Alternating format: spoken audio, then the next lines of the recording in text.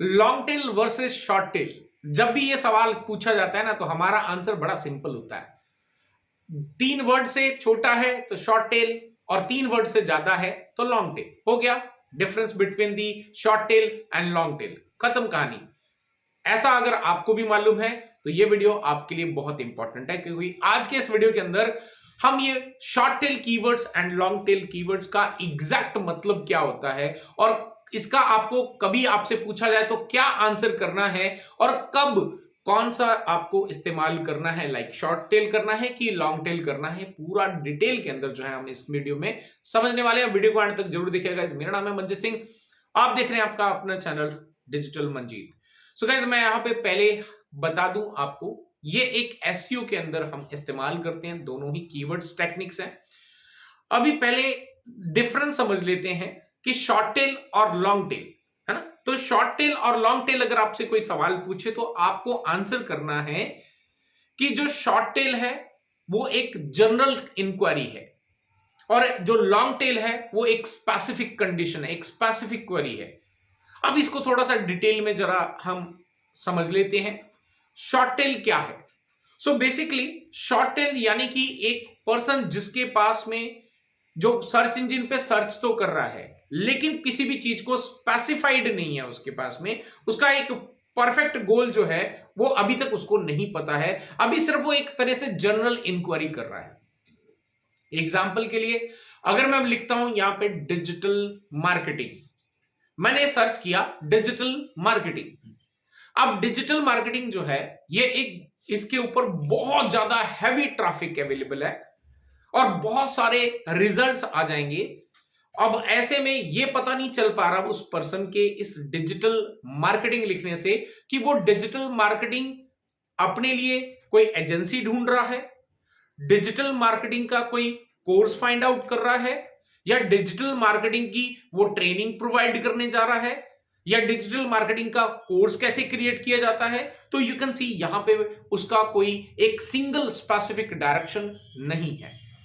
यहां पर मल्टीपल चीजें जो हैं हो सकती है, पॉसिबिलिटीज बहुत है, एक जर्नल इंक्वायरी है ये।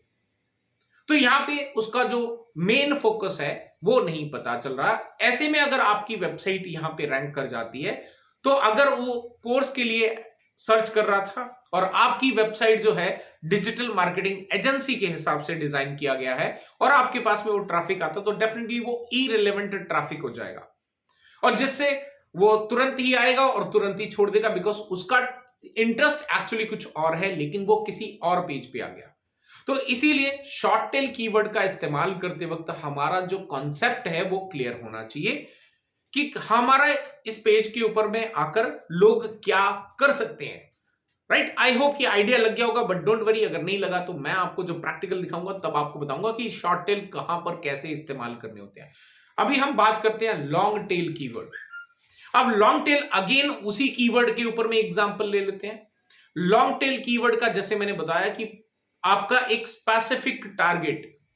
अब स्पेसिफिक टारगेट क्या? अब मैं सर्च करना चाहता हूं digital marketing course in Hindi. मैंने ये नहीं लिखा कि मैं डिजिटल मार्केटिंग कोर्स, अब कोर्स भी है वो भी एक जनरल कैटेगरी में आ गया। क्यों? अब मुझे नहीं पता कि आप हिंदी लैंग्वेज में प्रेफर करेंगे, मुझे नहीं पता आप इंग्लिश लैंग्वेज में प्रेफर करेंगे, मुझे नहीं पता आप किसी रीजनल लैंग्वेज में प्रेफर करेंगे। तो अगर मैं यहां पर हिंदी के अंदर मेरा जो डिजिटल मार्केटिंग कोर्स है, तो मैं किस तरह का कीवर्ड इस्तेमाल करूंगा लॉन्ग टेल के अंदर, जो मैं जिस पे रैंकिंग करवाना चाहूंगा।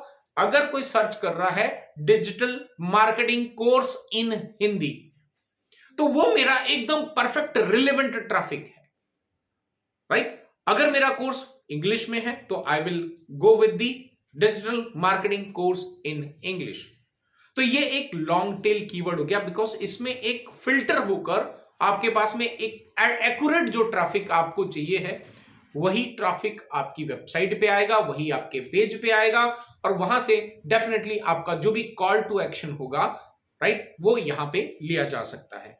सो आई होप कि दोनों को जब मैंने एक्सप्लेन करा तो आपको एक बहुत अच्छा आइडिया लग गया होगा। मैंने एग्जांपल लेके आपको समझाने की कोशिश करी है। अभी हम बात कर लेते हैं कि कहां पर इस्तेमाल करना चाहिए।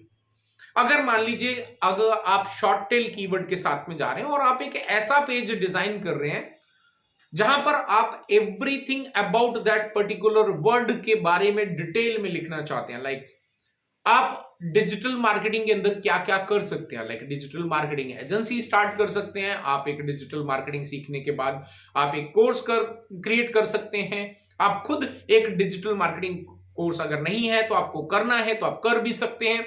इस तरह का एक जर्नलाइज्ड इंफॉर्मेशन जो है अपने पेज पे देंगे तो आप एक शॉर्ट टेल कीवर्ड के साथ में जा सकते हैं।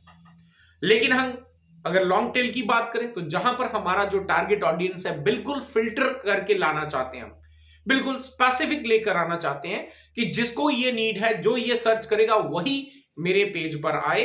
बाकी का जो डिजिटल मार्केटिंग से रिलेटेड कोई भी अगर किसी चीज को सर्च कर रहा है, इवन कोई somebody is searching for digital marketing course in English, वो भी मेरा ट्रैफिक नहीं है। मुझे ऐसा ऑडियंस चाहिए जो हिंदी में डिजिटल मार्केटिंग कोर्स को प्रेफर कर रहा हो। तो ऐसे में मैं लॉन्ग टेल कीवर्ड के साथ में जाऊंगा। सो गाइस, आई होप कि आपको जो है दोनों के बीच में क्या डिफरेंसेस हैं, लॉन्ग टेल क्या है और आपका शॉर्ट टेल क्या है। और अब अगर आपसे कोई पूछे कि लॉन्ग टेल और शॉर्ट टेल क्या है, तो आई एम श्योर आपका जो परसेप्शन है, आपका जो आंसर है वो डिफरेंस हो गया होगा, चेंज हो गया होगा। अब आप कभी भी इस्तेमाल नहीं करेंगे कि 3 वर्ड से नीचे वाला शॉर्ट टेल और 3 वर्ड से ज्यादा वाला लॉन्ग टेल। ये एक गलत स्टेटमेंट है, बिकॉज ये आपकी किसी भी जो हमारा एक्चुअल जो टारगेट है उसको स्पेसिफाई नहीं करती है। तो गाइज, आई होप कि ये वीडियो पसंद आएगा। पसंद आया तो लाइक करें, शेयर करें, और फिर मिलता हूं आपको एक नए टॉपिक के साथ में, एक नई वीडियो के साथ में। Till then stay safe, good bye.